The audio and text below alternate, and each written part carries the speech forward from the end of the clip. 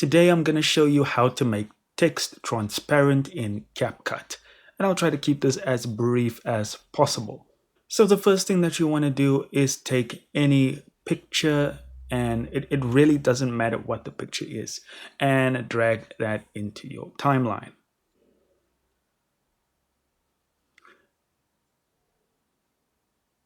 So CapCut will immediately set the ratio to whatever your picture is, and you just want to set whatever your ratio needs to be over here. And then we are going to move over to the video panel and go to canvas. Make sure it's ticked and then select the color option and choose black.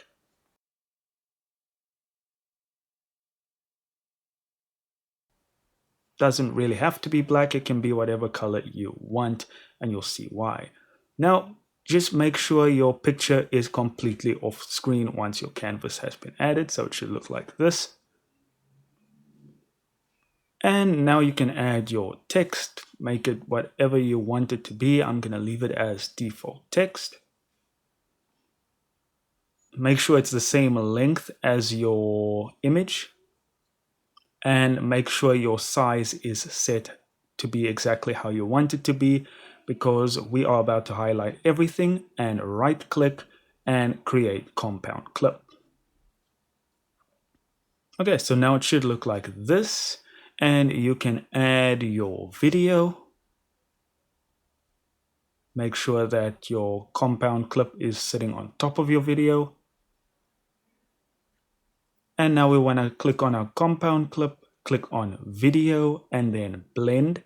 And now you can experiment to your heart's content.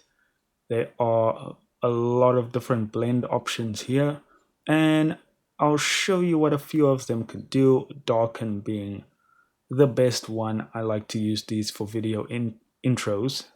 Words. But yeah, you don't have to go with darken, you can go with overlay and so forth. It is 110% up to you.